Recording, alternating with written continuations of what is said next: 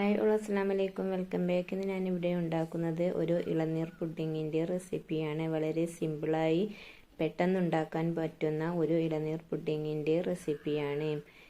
Video ആദ്യമായി കാണുന്നവർ please subscribe ചെയ്യാൻ മറക്കരുത്. ഇനി വീഡിയോയിലോട്ട് പോവാം.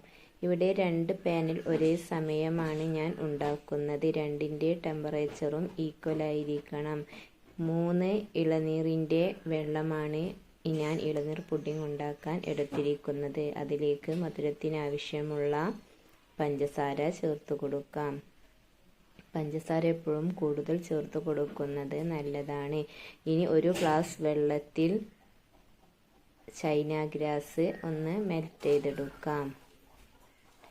ആദ്യം ഞാൻ ഇതൊന്ന് വെള്ളത്തിൽ കുതിരാൻ വെച്ചിരുന്നു. ഇപ്പോൾ ചൈന ഗ്രാസ് നല്ലോണം മെൽറ്റായി വന്നിട്ടുണ്ട്. ഇളനീർ വെള്ളവും ഇവിടെ തിളക്കുന്നുണ്ട്.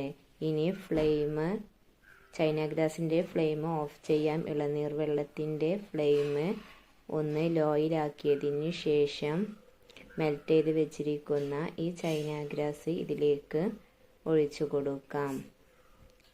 ചൈന ഗ്രാസ് വേണമെങ്കിൽ ഒന്ന് അരിച്ചതിന് ശേഷം ഇതിലേക്ക് ഒഴിച്ചു കൊടുക്കാവുന്നതുമാണ്. ഇവിടെ ഞാൻ അരിച്ചിട്ടില്ല. ഇനി ഇതൊരു ലോ ഫ്ലെയിമിലിട്ട് ഒരു 2 മിനിറ്റ് ഒന്ന് തിളപ്പിച്ചെടുക്കാം. നല്ലോണം മിക്സ് ചെയ്തതിന് ശേഷം ഒന്ന് തിളപ്പിച്ചെടുക്കുക. ഇനി നമുക്ക് ഫ്ലെയിം ഓഫ് ചെയ്യാം.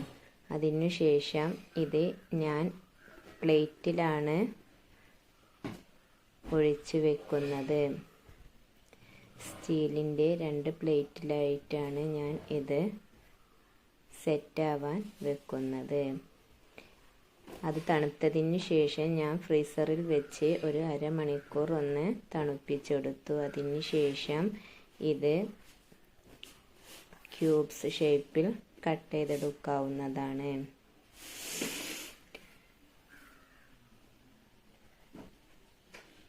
വീഡിയോ ആദ്യമായി കാണുന്നവർ സബ്സ്ക്രൈബ് ചെയ്യാനും കമൻറ്റ് ചെയ്യാനും ഷെയർ ചെയ്യാനും മറക്കരുത്.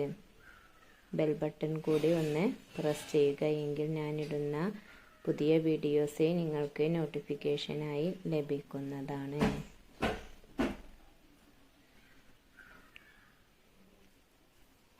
ഇനി അടുത്ത പ്ലേറ്റിൽ സെറ്റ് ചെയ്യാൻ വെച്ചതും ഇതേപോലെ ക്യൂബ് ഷേപ്പിൽ കട്ട് ചെയ്തെടുക്കാവുന്നതാണ്. ഡെക്കറേറ്റ് ചെയ്യാൻ വേണമെങ്കിൽ ഇതിൻ്റെ മുകളിൽ ഇളനീരിൻ്റെ പൾപ്പ് കട്ട് ചെയ്ത് സെറ്റാവാൻ വെക്കുമ്പോൾ തന്നെ വെക്കാവുന്നതാണ്. അങ്ങനെ അടിപൊളി ടേസ്റ്റിലുള്ള പുഡിംഗ് ഇവിടെ റെഡിയായി. ഇനി ഈ പുഡിംഗ് ചെറിയ പീസാക്കി കട്ട് ചെയ്തതിന് ശേഷം ഇതിലേക്ക് ഞാൻ ഇളനീർ ജ്യൂസ് ഒഴിച്ചു കൊടുക്കുന്നുണ്ട്. ഈ പുഡിംഗ് ഈ ഇളനീർ ജ്യൂസിലിട്ട് കഴിക്കാൻ ഒരുപാട് ടേസ്റ്റാണ്.